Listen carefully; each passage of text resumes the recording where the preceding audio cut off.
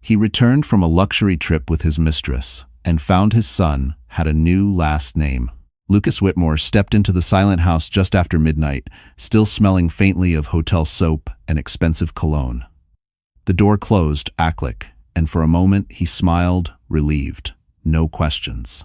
No confrontation. Exactly how he liked it.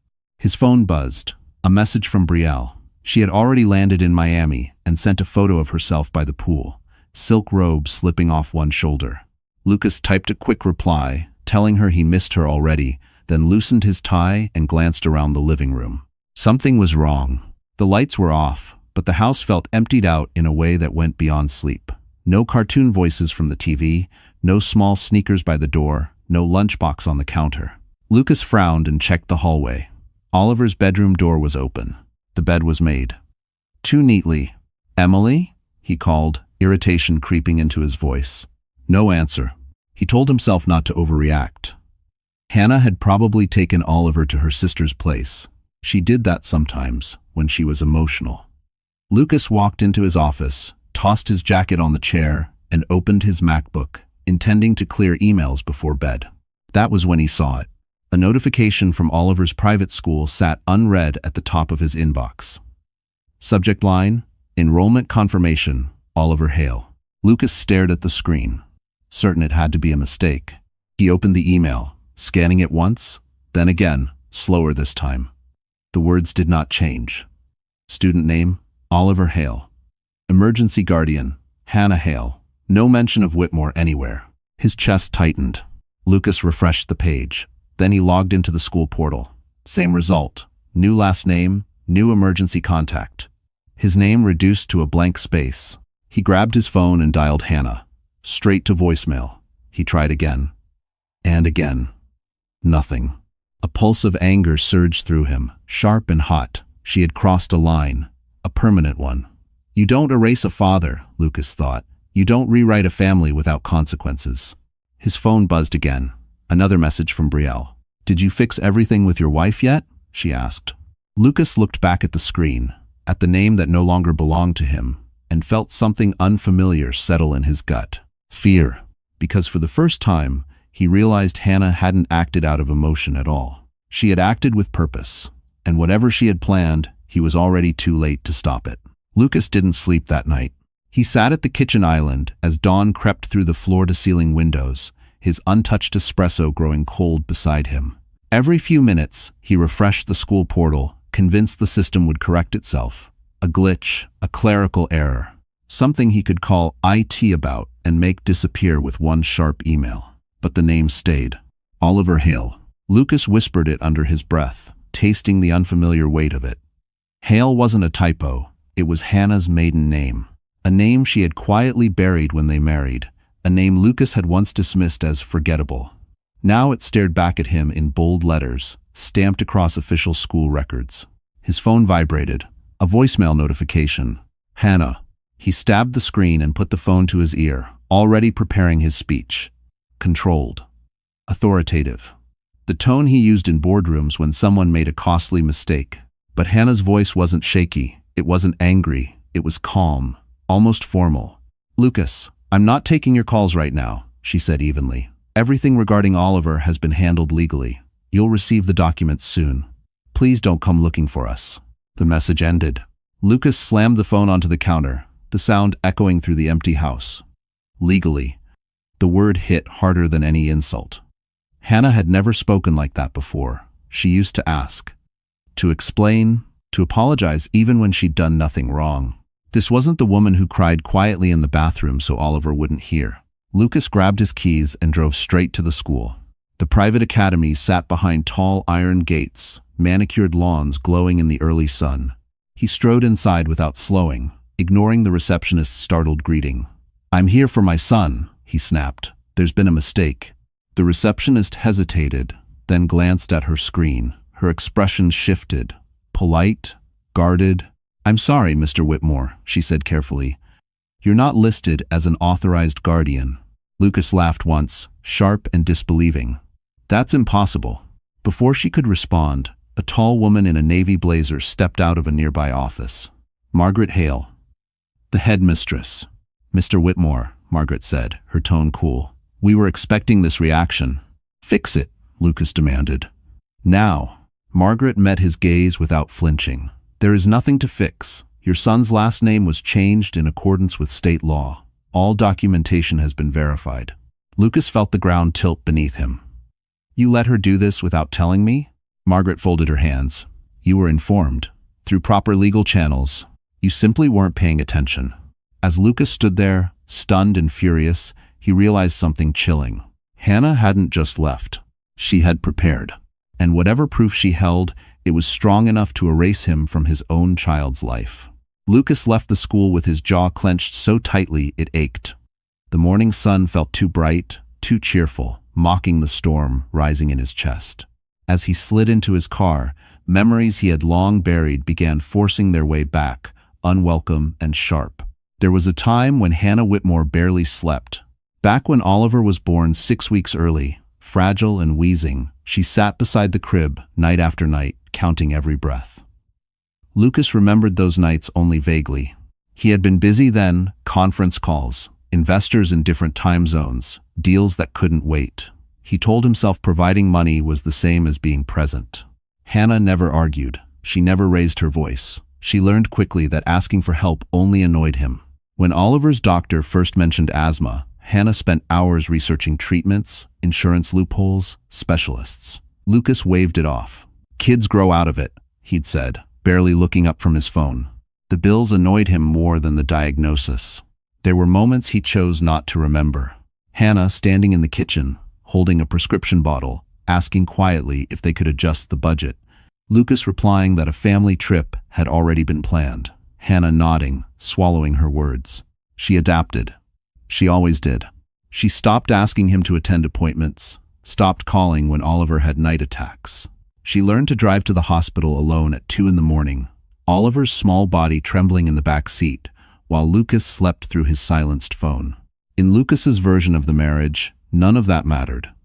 He had given her a house, a lifestyle, security. That was the trade, wasn't it? But now, sitting in his car, he realized Hannah hadn't left suddenly. She had been slowly withdrawing for years, documenting everything while he was distracted by dinners, trips, and Brielle's easy laughter. His phone buzzed again. This time, it wasn't Brielle. A courier notification popped up, legal documents scheduled for delivery. Estimated arrival, 11 a.m. Lucas's stomach dropped. He drove home faster than he should have, pulling into the driveway just as a man in a gray uniform stepped out of a van. Lucas barely waited before grabbing the envelope from his hands. Inside were copies of medical records, consent forms, and one document that made his breath hitch. A signed statement. His signature. Dated 2 years ago. He remembered it now.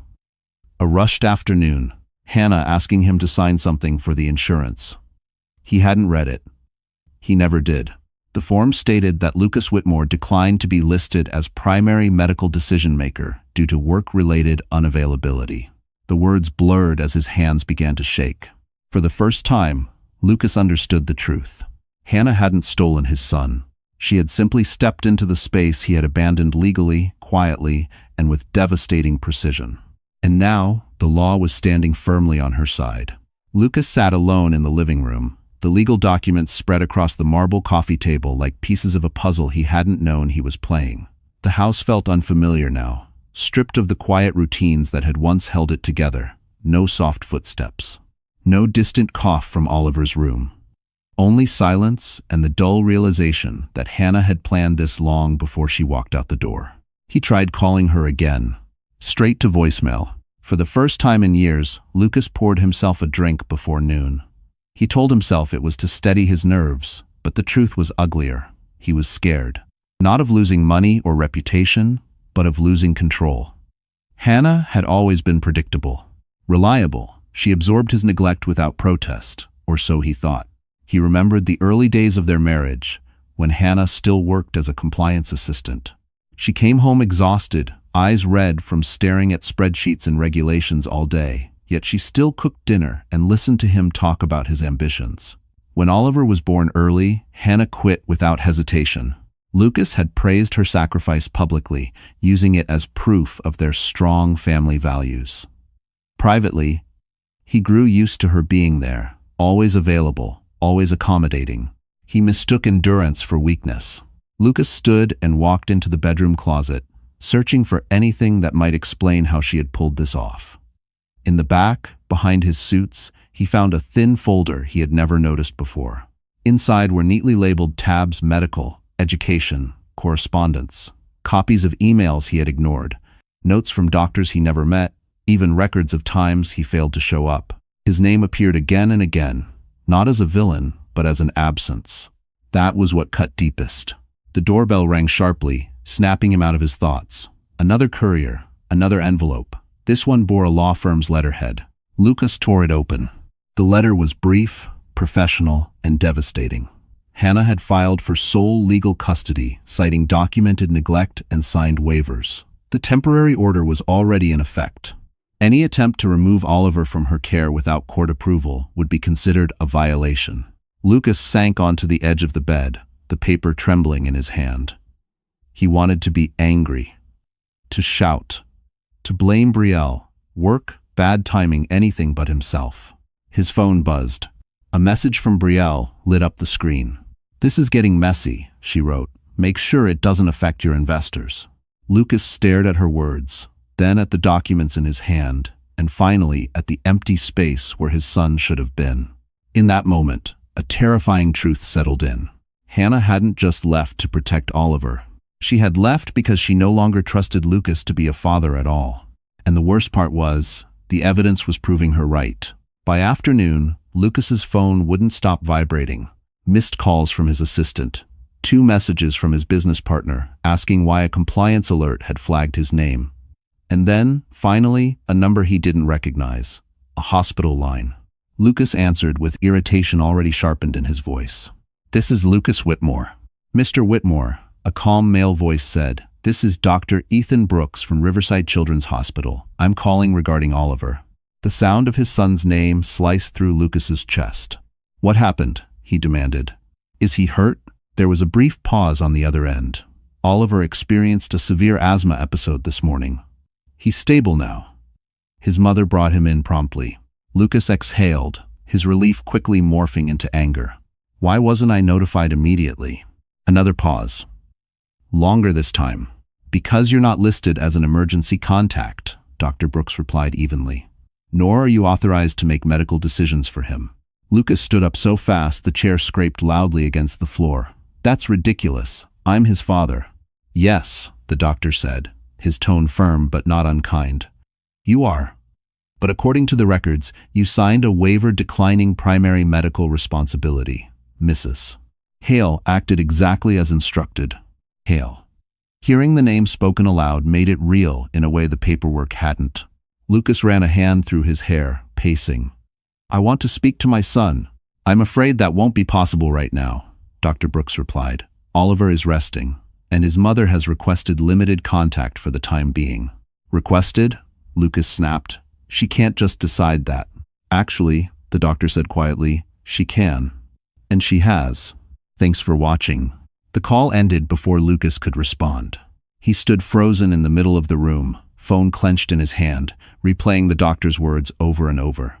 Oliver had been in the hospital. Again. And Lucas hadn't been there. Again. His phone buzzed almost immediately after. A text from Brielle. "Are you okay? You sound distracted." "Also, I heard a rumor. Are you having custody issues?" Lucas stared at the message, something inside him hardening. He didn't reply. Instead, he opened his laptop and began searching his own name, half expecting nothing. But the results came quickly. Whispers on legal forums, a quiet note in an investor group chat. Nothing public yet, but the cracks were there. This wasn't just about Hannah anymore. It was about how much damage had already been done while he wasn't looking. As Lucas sank back onto the couch, the image of Oliver gasping for breath replayed in his mind, unbearable and vivid. For the first time, fear overtook anger completely, because he was starting to understand something far worse than betrayal. Hannah hadn't cut him out to punish him. She had cut him out because, when it mattered most, he simply hadn't been there.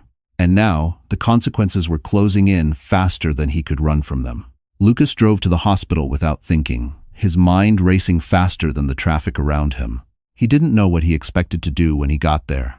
Argue, demand answers, force his way into his son's room, but instinct pushed him forward. For years, instinct had served him well in business. Today, it betrayed him. At the front desk, the nurse checked his ID, then looked at her screen. Her expression softened with something that looked dangerously close to pity. "I'm sorry, sir," she said. "Mrs. Hale asked that no one disturb Oliver right now." Lucas bristled at the name. "I'm his father." "Yes," she replied gently, "but you're not authorized." Those words followed him like a shadow as he turned away, fists clenched. He paced the hallway, replaying the doctor's voice in his head. Waiver, declined responsibility, work-related unavailability. He remembered the day he signed it now with brutal clarity. It had been an ordinary afternoon. Hannah stood by the kitchen counter, Oliver napping upstairs, papers spread neatly in front of her. She'd said the insurance company needed updated forms. Lucas had been halfway through an email, distracted, annoyed. "Just sign at the bottom," she'd said quietly. He hadn't asked questions. He never did. His signature came easily then, careless and confident. The mark of a man who assumed there would always be time to fix things later. Now that same signature was the reason he was standing alone in a hospital hallway, barred from his own child. His phone rang again. This time, it was his father. "Lucas," Noah Whitmore Sr. said, his voice steady, authoritative in the way it always had been. "We need to talk." Lucas swallowed. "She's turning Oliver against me." There was a pause. "No," his father replied. "She's protecting him." That stung more than Lucas expected. "I reviewed the documents," Noah continued. "The waiver. The medical records. Hannah followed the law precisely. You gave up those rights yourself." "I didn't mean to," Lucas snapped. "Intent doesn't matter," his father said firmly. "Impact does." Lucas leaned against the wall, the weight of those words settling heavily on his chest. For the first time, he wondered how many times Hannah had stood alone in moments like this, making decisions he had avoided. "Fix this," Lucas said, his voice lower now. "You're a retired judge. You know how." Noah exhaled slowly. "I can advise you. I can't erase your choices." It is autumn. The call ended, leaving Lucas staring at the sterile white floor. Across the hallway, a door opened briefly. He caught a glimpse of Hannah through the glass, sitting beside Oliver's bed, her hand wrapped around his, her face calm but exhausted. She didn't look at Lucas. She didn't need to. Because in that moment, Lucas understood the truth he'd spent years running from. Hannah hadn't taken anything from him. He had signed it away himself. And the next battle wouldn't be about rights. It would be about whether he deserved to earn them back. Hannah didn't expect Lucas to show up at the hospital again. She noticed him through the glass before he noticed her, standing stiffly near the hallway, chairs, jacket wrinkled, eyes hollow. For a brief second, something old stirred in her chest. Not love, not anger, just recognition. This was the man she had once trusted to stand beside her, and who had failed her when it mattered most. Oliver slept peacefully, his small chest rising and falling in a steady rhythm. Hannah waited until the nurse confirmed his condition was stable before stepping out into the hallway. Lucas turned at the sound of her footsteps. "Hannah," he said quickly, as if afraid she might disappear again. "We need to talk." She studied him for a moment, calm and unreadable. "You have 5 minutes." That alone unsettled him. "You can't keep me away from my son," Lucas began, his voice tight. "This has gone too far." Hannah folded her arms. "No, Lucas, this is exactly as far as it needed to go." He opened his mouth to argue, but she spoke first, and her voice didn't shake. "You weren't there when Oliver stopped breathing the first time, or the second, or the third. You weren't there when the doctor asked me to choose treatments and I had to decide alone." She met his eyes. "You weren't there when he cried for you." Lucas flinched. "I was working." "I know," Hannah said simply. "You always were." Her tone wasn't bitter. That frightened him more than anger ever could. "I didn't do this to hurt you," she continued. "I did it because I had to choose between protecting your pride and protecting our child.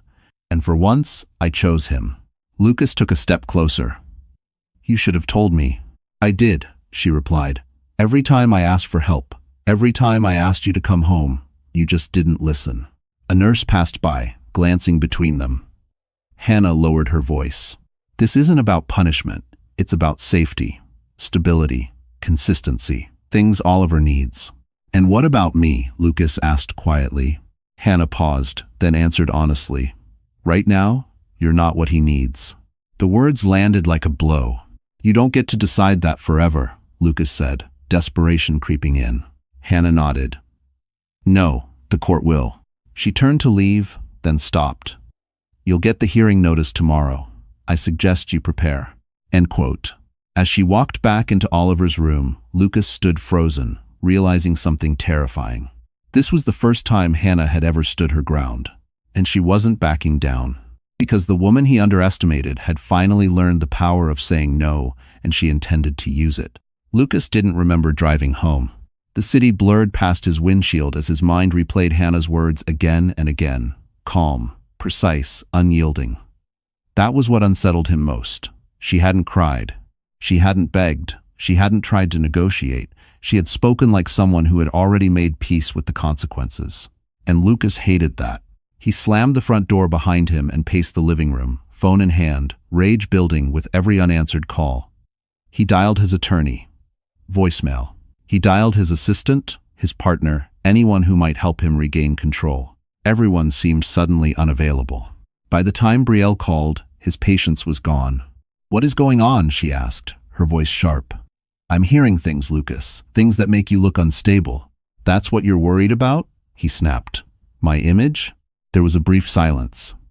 Of course, Brielle replied. That's what matters. Lucas laughed bitterly. My son was in the hospital. And he's fine, right? She said quickly. So let's focus on damage control. Something inside Lucas cracked. He ended the call without a word and threw his phone onto the couch. The screen lit up again moments later with an incoming message, an automated notice from the family court. Hearing scheduled. Temporary custody order attached.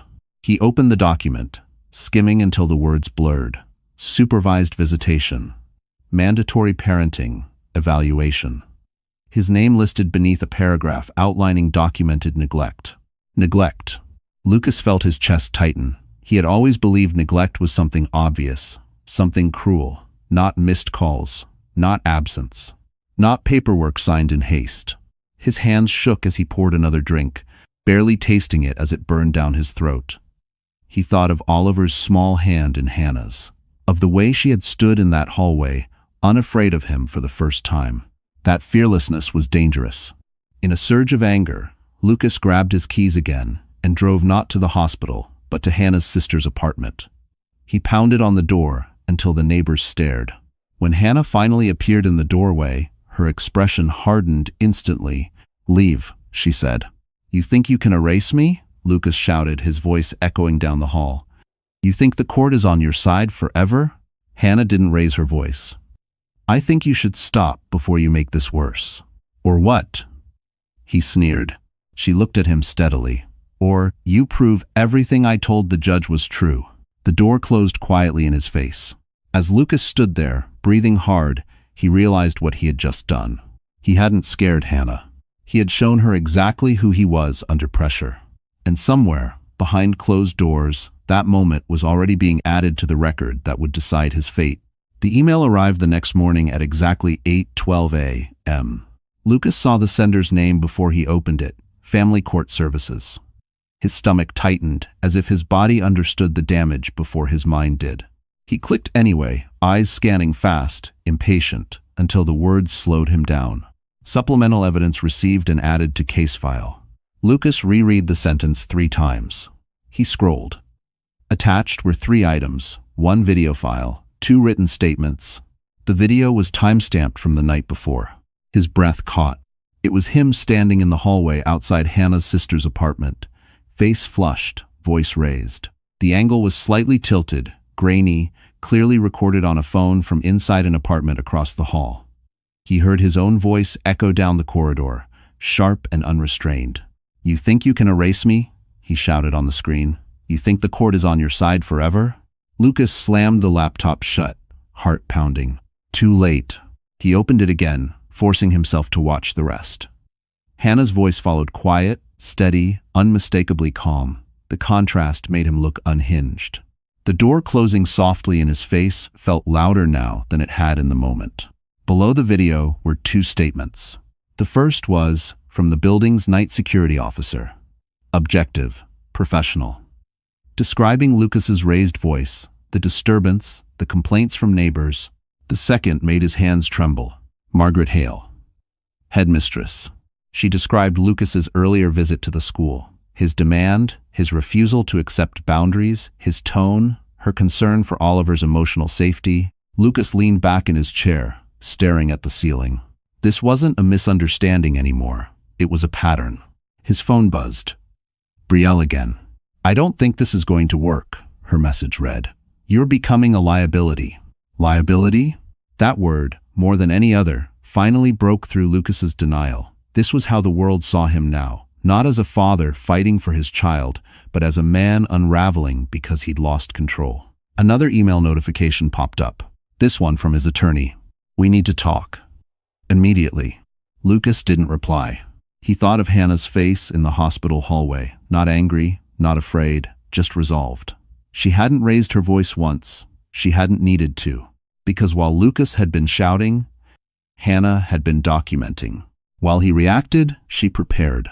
And now, every outburst, every misstep, every careless moment was being stacked neatly against him, brick by brick. For the first time, Lucas understood the depth of what he was facing. This wasn't a fight he could intimidate his way through. It was a record, and it was growing. And the more he struggled to reclaim control, the more evidence he was giving Hannah to ensure he never would. The courtroom smelled faintly of old wood and disinfectant, a place where emotions were reduced to facts and feelings translated into files. Lucas sat at the long table beside his attorney, suit pressed, posture rigid, trying to look like the man he had always presented to the world, controlled, confident, untouchable. Hannah sat across the room. She looked different here. Not dressed to impress, not trying to appear fragile, just composed. A simple blouse, hair pulled back, her hands rested calmly on the table, fingers laced, as if she had already accepted whatever came next. That terrified him more than any accusation. The judge entered. Formalities followed. Then the review began. Document after document was entered into record. Medical waivers, missed appointment logs, school correspondence, video evidence. Each item landed with a quiet finality Lucas hadn't anticipated. This wasn't a dramatic showdown. It was a methodical dismantling. When Hannah was asked to speak, she stood slowly. "I didn't plan to leave my marriage," she said, voice steady. "I planned to protect my child. They expect a divider. In one of the selve, 2009. Lucas felt every word like a blow. "I waited years for my husband to notice something was wrong," she continued. "When he didn't, I made a decision, not out of anger, out of responsibility." The judge nodded slightly, encouraging her to continue. "There were nights my son couldn't breathe," Hannah said. "And there were nights I couldn't reach his father. I stopped asking after a while. I stopped expecting help." Lucas clenched his jaw. When it was his turn, his attorney prompted him gently.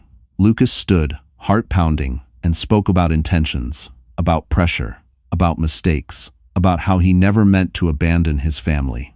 The judge listened, then asked one question. "Mr. Whitmore," she said, "when was the last time you attended your child's medical appointment?" Lucas opened his mouth. No answer came. Silence filled the room, heavy and unmistakable. The judge looked down at her notes. "Intent matters," she said evenly.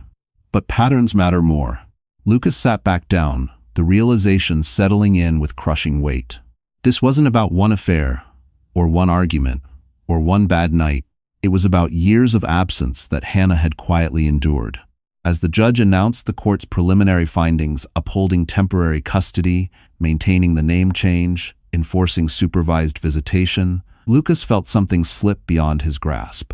Across the room, Hannah closed her eyes briefly. Not in triumph, in relief. She hadn't won a battle. She had reclaimed her life. And as Lucas watched her walk out of the courtroom without looking back, one truth echoed louder than anything else. He hadn't lost his family in a moment. He had lost it slowly while Hannah learned how to survive without him. And now, she was finally free. The fallout didn't come loudly. It arrived in quiet emails, subtle pauses, and conversations that ended too quickly. Lucas noticed it first at the office. His assistant stopped making eye contact. Meetings that once ran long now wrapped up early, decisions postponed until further notice. When he entered the conference room, the energy shifted, not hostile, just cautious, as if everyone were waiting to see what would happen to him next. By the end of the week, the first call came. A senior investor, polite, careful, concerned. "We've reviewed the situation," the man said. "Given the ongoing custody dispute and the nature of the allegations, we think it's best to temporarily distance the firm from your public role." Temporarily. The word sounded harmless, but Lucas knew better. Another call followed, then another. One by one, projects were reassigned, his name quietly removed from press materials, his access to certain accounts restricted pending review. End of fest. Lucas sat alone in his office, long after everyone had left, staring at the city skyline he once felt ruled from above. He had always believed success insulated him, that money, power, and confidence could smooth over anything. He had been wrong. Meanwhile, Hannah's world moved in the opposite direction. The school counselor emailed her personally, commending her handling of Oliver's transition. The pediatric hospital assigned a dedicated care coordinator. Even the court-appointed evaluator noted Hannah's consistent presence and emotional stability. Stability. It was a word Lucas had never valued until he realized he didn't have it. His phone buzzed again. "Brielle, I can't be seen with you right now," she wrote. "This isn't what I signed up for." Lucas stared at the message, then deleted the thread without replying. That night, he stood outside Hannah's new apartment building, watching lights flicker on one by one. He didn't go in. He didn't call. For the first time, he understood that showing up uninvited was no longer an option. Inside, Hannah sat at the small kitchen table, helping Oliver color quietly. His breathing was steady, his laughter soft but real. She watched him carefully, the way she always had, and felt something unfamiliar settle in her chest. Peace. Not because everything was over, but because she was no longer waiting for someone else to change. Across town, Lucas poured himself another drink, the silence pressing in around him. He scrolled through old photos of a life he no longer recognized, trying to pinpoint when control had slipped through his fingers. And for the first time, the thought crossed his mind not as fear, but as certainty. He hadn't just lost in court. He was losing everything else too. And the more Hannah rebuilt her life, the clearer it became that Lucas's downfall was only just beginning. The hospital room was quiet, except for the soft hum of machines and the steady rhythm of Oliver's breathing. Hannah sat beside his bed, one hand resting gently on his arm, afraid to move too much, as if even a small shift might disturb the fragile peace she had fought so hard to protect. Oliver's eyes fluttered open slowly. "Mom?" he whispered. "I'm here," Hannah said at once, leaning closer. "I'm right here. In essence of." He studied her face for a moment, the way children do when they sense something has changed but don't yet have the words for it. His small fingers tightened around hers. "Did I do something bad?" he asked quietly. Hannah felt her chest tighten. "No, sweetheart. Why would you think that?" Oliver hesitated. "Dad doesn't come anymore, and my name is different now." He frowned, clearly struggling to connect the pieces. "Is it because of me?" The question landed like a knife. Hannah swallowed hard, forcing her voice to stay steady. "No, never because of you. None of this is your fault." "But Dad was mad," Oliver continued. "He was loud. And then he didn't come back." Hannah closed her eyes for a brief second, steadying herself. She had prepared for legal battles, for judgment, for loneliness, but nothing had prepared her for this moment. She brushed a curl off Oliver's forehead. "Sometimes grown-ups make mistakes," she said gently, "and sometimes they don't know how to fix them right away." Oliver nodded slowly, then asked the question she had been dreading. "Does Dad still love me?" Hannah's throat burned. She leaned down and pressed her forehead to his. "I believe he does," she said honestly. "But loving someone also means showing up. And that's something he has to learn on his own." Oliver was quiet for a long moment. Then he whispered, "I like when it's just us. It's calm." End quote. Tears blurred Hannah's vision, but she smiled anyway. "I like that too." Later that night, after Oliver fell asleep again, Hannah stepped into the hallway and let the tears come. Not loud, not dramatic, just the release of months, years of fear, exhaustion, and doubt. A nurse passed by and offered a sympathetic smile. "He's doing well," she said softly. "You're a good mother." Hannah nodded, wiping her eyes. For the first time, she believed it wasn't something she had to prove anymore. Because no matter what the court decided next, no matter how Lucas fought or blamed or denied, one truth was undeniable. Her son felt safe with her. And that safety mattered more than any last name, any argument, any apology that came too late. And somewhere deep down, Hannah knew the hardest part of the story wasn't over, but neither was her strength. The final hearing arrived sooner than Hannah expected. The courtroom was fuller this time. A court reporter, the evaluator, a representative from Oliver's school. Even Lucas's father sat quietly in the back row, his posture rigid, his presence impossible to ignore. Hannah noticed Lucas glance at him once, then look away. Lucas looked different today. Not angry, not confident, just tired.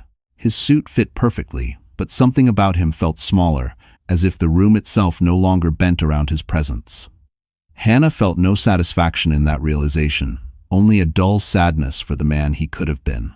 The judge began by reviewing the updated evaluations. The court-appointed psychologist notes significant improvement in the child's anxiety symptoms, she read. This improvement correlates strongly with a stable routine under the primary care of the mother. Lucas's attorney shifted uncomfortably. Next came testimony from the pediatric specialist. Clear, measured, clinical. He confirmed that Oliver's hospitalizations had decreased since Hannah assumed full medical authority. Then the evaluator spoke. "In my professional opinion," she said, "Mrs. Hale provides a consistently nurturing and predictable environment. Mr. Whitmore demonstrates intent, but lacks demonstrated follow-through." Intent. The word hung in the air like a quiet indictment. When Hannah was called, she stood calmly, hands folded.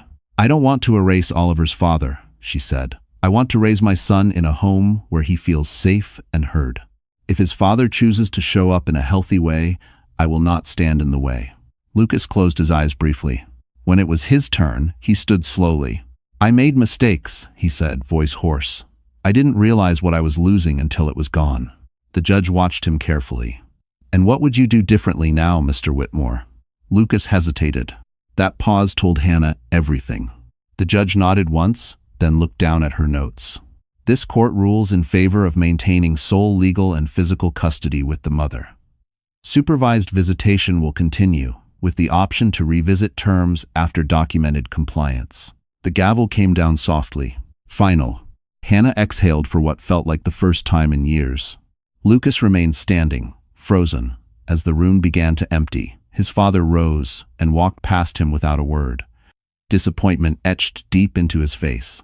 Hannah gathered her things and turned to leave. At the door, she paused not to look back at Lucas, but to steady herself. Because she knew this ruling wasn't just an ending. It was a beginning, and the life she was about to build would no longer be shaped by fear, but by choice. The ruling didn't make headlines. There were no flashing cameras, no gossip columns celebrating Lucas Whitmore's loss. His downfall arrived quietly, the way real consequences often do, slipping into boardrooms and inboxes without ceremony. 2 weeks after the final hearing, Lucas was called into a private meeting with the firm's executive committee. He already knew what it was about. The room felt colder than usual, the long glass table reflecting his face back at him, drawn, older, unfamiliar. No one offered coffee. No one asked how he was doing. "We've completed our internal review," the managing director said, folding his hands. "Given the court's findings and the ongoing concerns about judgment and stability, we're placing you on indefinite leave from all leadership roles." Lucas opened his mouth to argue, then stopped. He saw it then. The decision had been made long before he walked into the room. "This is temporary," he said, grasping for ground. The director didn't answer directly. "Your access to firm accounts will be suspended effective today." That was it. Lucas cleared out his office in silence. The city skyline still glittered outside the windows, indifferent to the fact that he no longer belonged among the men who ruled it. He packed awards, framed photos, contracts he once believed made him untouchable. None of it mattered now. Across town, Hannah received an email of her own. The school offered Oliver a long-term support plan, including counseling and flexible attendance. The hospital confirmed full coverage for his treatment. Small victories, maybe, but to Hannah, they felt monumental. That evening, She and Oliver sat on the couch, sharing takeout, the television playing softly in the background. Oliver laughed, a real laugh, unrestrained, free. Hannah watched him closely, committing the sound to memory. Later, when Oliver fell asleep, Hannah checked her phone. A single missed call. Lucas. She didn't return it. She didn't feel angry anymore, just resolved. Meanwhile, Lucas sat alone in his dark apartment, the weight of silence pressing in from all sides. Brielle hadn't called in days. Friends had stopped inviting him out. Even his father had gone quiet. For the first time, Lucas had nothing to distract him from the truth. He had lost not because Hannah had taken something from him, but because, step by step, he had given it all away. And as he stared at his reflection in the darkened window, a chilling realization set in. This wasn't the bottom. It was only the beginning of what he would have to face alone. Because while Hannah was building a life rooted in peace, Lucas was just starting to understand the cost of the man he had become. Brielle Knox finally realized the silence wasn't temporary. At first, she told herself, Lucas just needed space. Men like him always came back once the noise settled. She scrolled through old photos, private jets, rooftop dinners, mirrors reflecting a life that felt expensive and untouchable. She posted carefully curated stories, designer heels stepping into black cars, champagne flutes catching light, hoping he would see them. He didn't. When she finally called, the number went to voicemail. Not once, not twice, every time. Brielle sat in her apartment, the one Lucas had helped her pick because it fit the image, staring at the walls that suddenly felt too white, too quiet. The lease was in her name. The furniture, too. None of it was an investment anymore. Just proof she had bet on the wrong future. She opened her laptop and checked her email. One message froze her breath. Subject: termination of contract. Effective immediately. The real estate firm she'd been freelancing for cited reputational concerns. Another email followed minutes later. Then another. One by one, the doors she thought were solid closed without explanation. Brielle understood then. Lucas wasn't protecting her. He couldn't even protect himself. Across town, Hannah sat at the small desk in her apartment, reviewing a modest contract of her own. The school district had offered her a paid compliance consulting role, part-time, flexible, close to Oliver's schedule. It wasn't glamorous. It wasn't power. It was dignity. She signed without hesitation. That night, Hannah cooked dinner while Oliver colored at the table. He told her about a new friend at school, about how his chest didn't hurt as much during recess anymore. Hannah listened, fully present, something she'd once dreamed of but never believed she could have. Her phone buzzed. An unknown number. She didn't answer. Meanwhile, Lucas sat alone in his dark apartment, staring at a message from Brielle he hadn't opened yet. He already knew what it would say. Anger, blame, desperation. He deleted it without reading. Because for the first time, Lucas understood the symmetry of it all. Brielle had chosen him for what he represented. Hannah had chosen Oliver for who he was. One woman built her future on proximity to power. The other built hers on responsibility. And as the night settled quietly over the city, two truths became impossible to ignore. Brielle had lost everything, chasing an image that vanished the moment it stopped paying. Hannah had gained something far rarer: peace, purpose, and a life no one could take from her. And while one woman was left standing in the ruins of a choice she couldn't undo, the other was stepping forward, finally free to receive everything she had earned. The supervised visit was scheduled for a Saturday morning. Lucas arrived early, dressed carefully, as if presentation alone could change the outcome. The family services room was neutral by design: soft lighting, simple furniture, shelves of toys meant to feel safe but impersonal. Nothing here belonged to him. Not the space, not the rules, not the moment. A court-appointed supervisor greeted him with practiced politeness and reviewed the conditions again. No raised voices. No questioning the child about court matters. No discussion of the past. Lucas nodded through it all, jaw tight, every instruction a reminder of how far he had fallen. When Oliver walked in with Hannah, Lucas's breath caught. His son looked healthier. Thinner, maybe, but calmer. His shoulders weren't hunched the way Lucas remembered. He clutched a small toy car and glanced at his father with cautious curiosity. Not fear, but not comfort either. "Hi, buddy," Lucas said softly. Oliver hesitated, then nodded. Hi, Dad. I lunch informants. They sat across from each other, the supervisor nearby, clipboard in hand.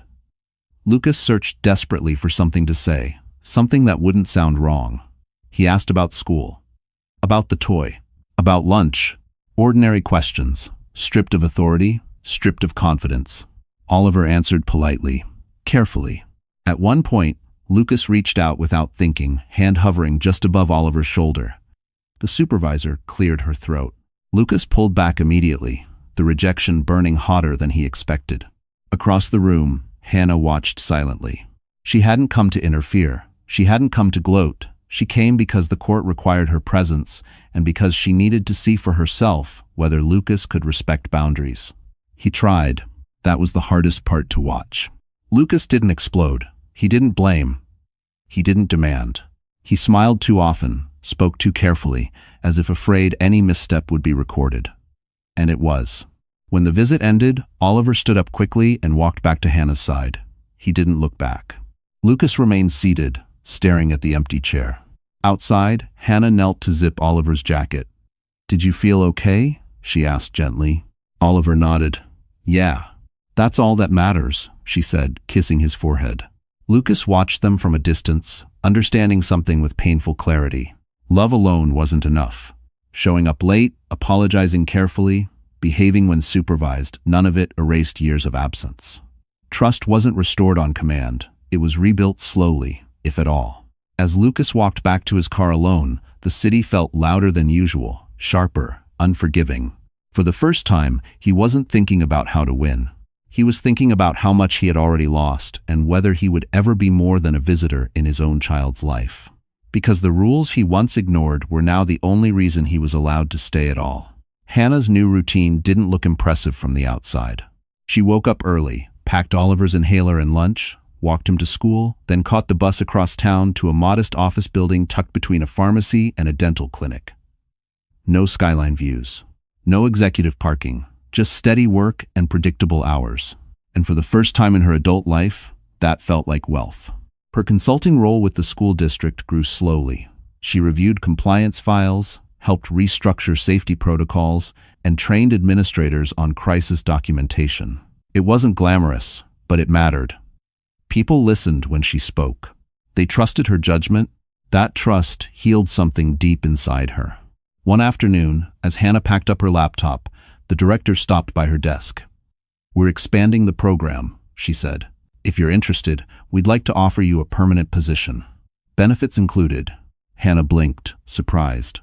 "I'd need flexible hours." The director smiled. "We assumed that."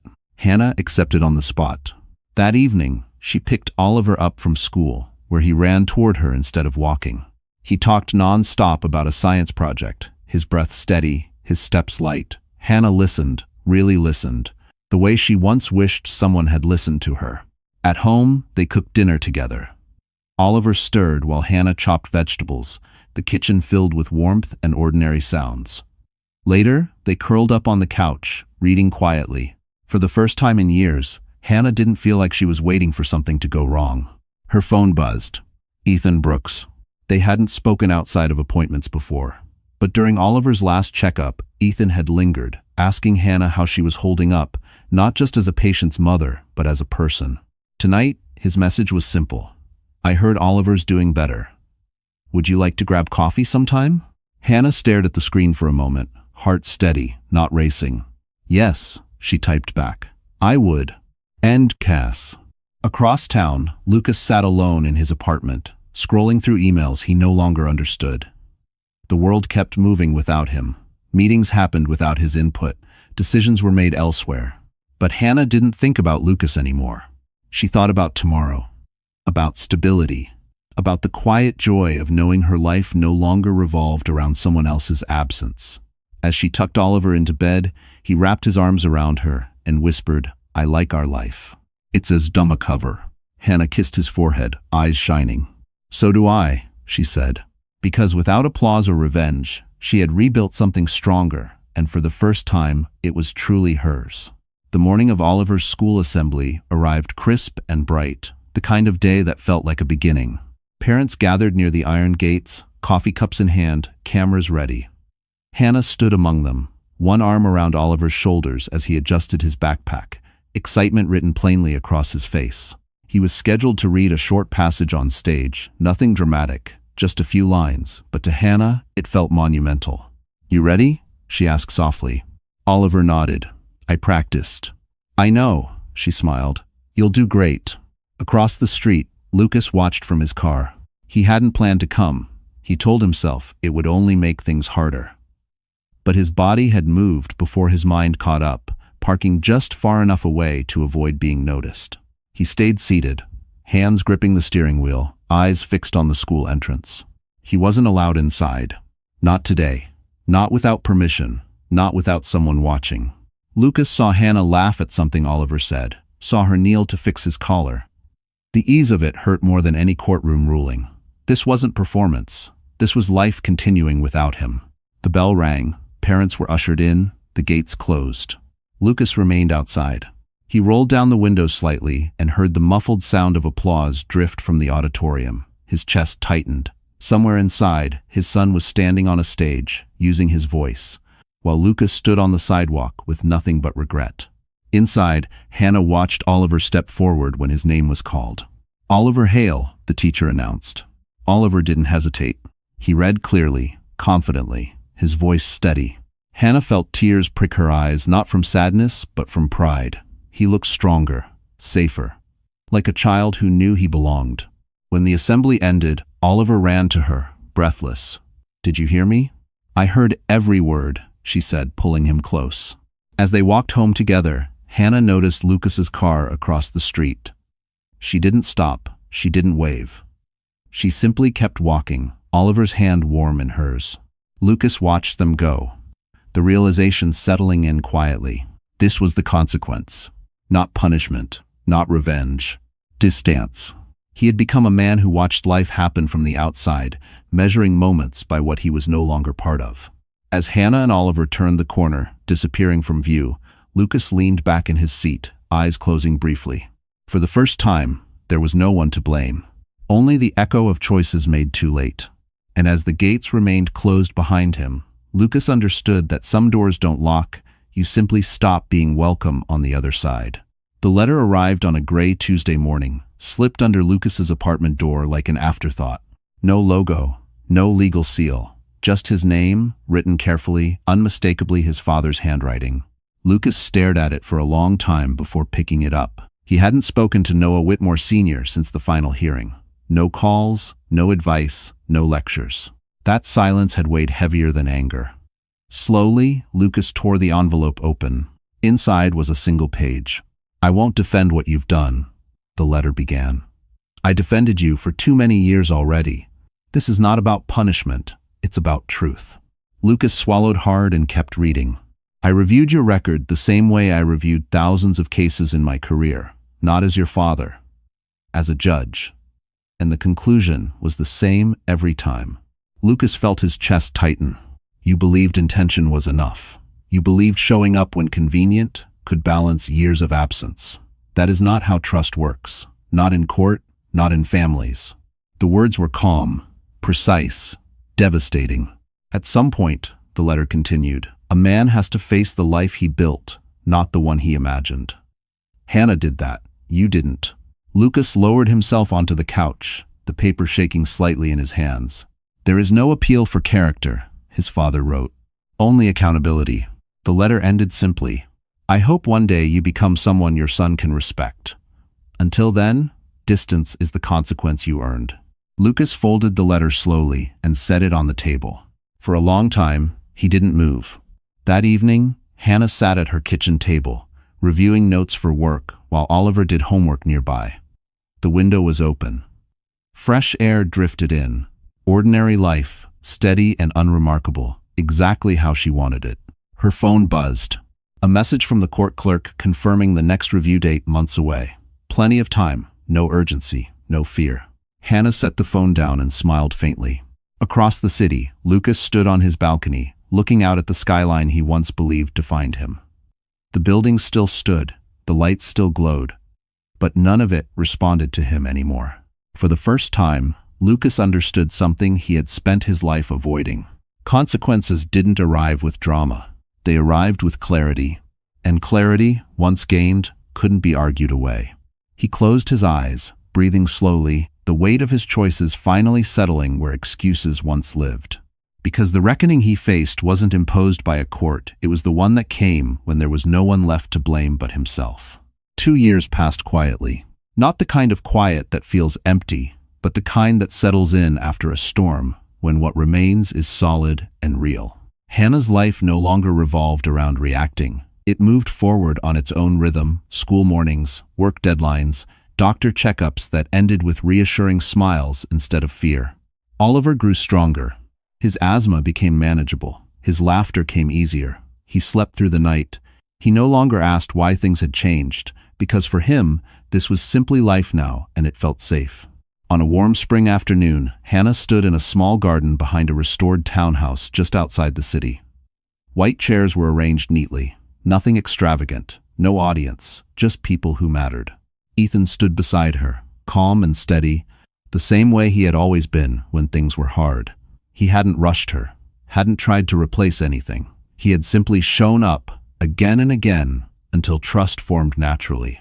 When Oliver walked down the aisle carrying the rings, his smile was radiant. "Ready?" Hannah whispered to him. He nodded proudly. "I am." The ceremony was brief, honest. When Hannah said her vows, her voice didn't shake. "I promise to protect this family," she said, "not by control, but by presence." Ethan squeezed her hand, understanding exactly what that meant. Later, as guests laughed softly and the sun dipped low, Hannah watched Oliver run across the grass, free and unburdened. She felt something settle in her chest, not triumph, not revenge. Completion. Across town, Lucas sat alone in a smaller apartment, a life reduced to what he needed instead of what he wanted. He still attended supervised visits. He still followed the rules. Slowly, painfully, he was learning how to listen. He saw a photo online that evening. Hannah. Smiling. Married. Oliver, between them, glowing. Lucas closed the screen without anger. Only understanding. Some lessons come too late to fix the past, but not too late to change the future. Hannah tucked Oliver into bed that night in their new home.